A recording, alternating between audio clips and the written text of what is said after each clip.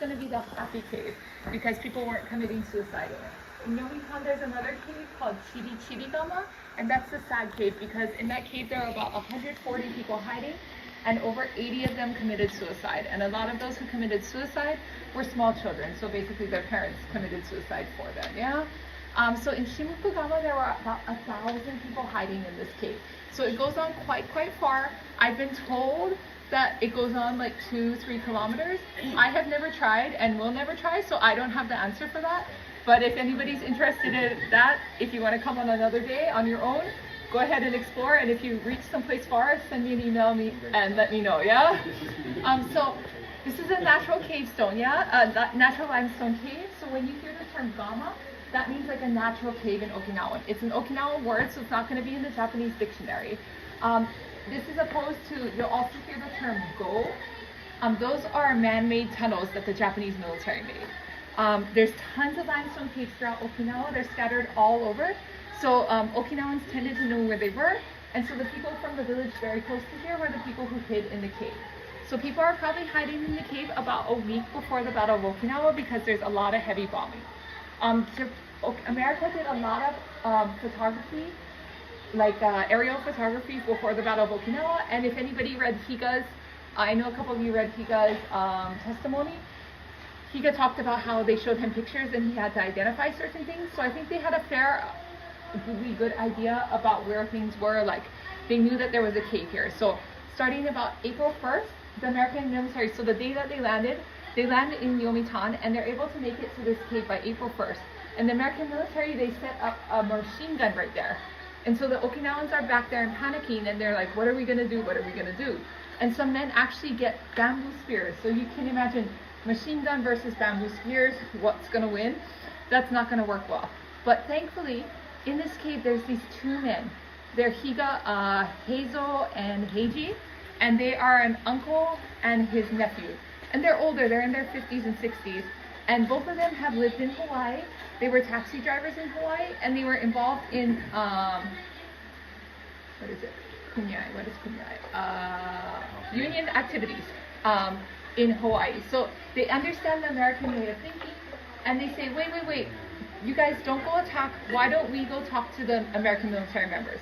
So the Higa men, they come out and they talk to the Americans, and they're able to negotiate and say, you know, okay, the Americans aren't going to actually hurt us. You know, Okinawans who are hiding in here come in with this very bad idea about what Americans are going to do. They're going to rape and torture the women. They're going to torture the men and kill them.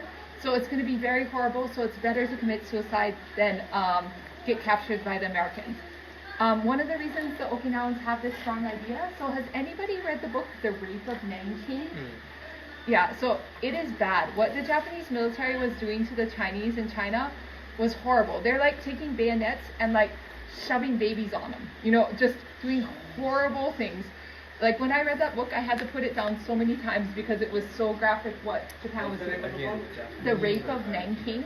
If you guys want to move over so they can come out, yeah? They probably Nanking, yeah, in China, the Rape of Nanking. So reading that book gave me a really strong idea, understanding of like what Japanese did to invading armies. So they come with that idea that that's natural, yeah? So they think, okay, invading armies do this to the civilian population, so that's what they're going to do to them, the Americans are going to do to us too. But the Higa men are able to come, they're able to negotiate, they're able to tell the people, you know, that's not what the Americans are going to do, they're going to help us, it's going to be okay. So they're able to get about 950 people out of this cave safely. So they give up, I think on April 2nd, and they're able to take them to a prisoner of war camp, and their war is done. So they live a lot safer war, and thankfully none of them commit suicide. There were a couple people who decided to stay in here because they were so afraid. We're not sure what happened to them, but there isn't the mass suicide here that there was in Chirigama. In Chirigama, the sad cave, so that cave had someone who had actually fought in the Japanese military, so he kind of, you know, that idea about what Japanese do, what foreign militaries do to the people, he could encourage that, so that's why over 80 people in that cave commit suicide. So even though we can see this cave as something really cool and something fun to explore, just remember its historical importance that, you know, during the war, being able to hide in a cave like this, particularly if there was no military in it, was really a life-saving choice. You know, it really kept things safer and kept them a lot just better. And you know, like, can you imagine living in this cave for a week? It has fresh water, and they would have had like little light, you know, little like wicks that they had light on. But how just scary, you hear the bombing overhead. When the Americans come, you hear shouting in a foreign language. It would have been a horrible and scary situation. So thankful to those two Higa men that the people were saved. And that's what the monument over there is for. It's the monument to the two Higa men who helped save the lives of these people. Yeah. What was their name?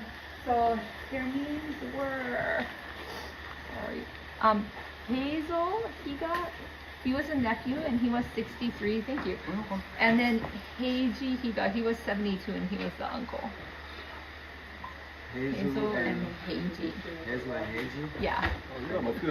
Oh, okay, so for anybody who would like to explore, let's see, what time is it now? It's 11:26, so why don't you come back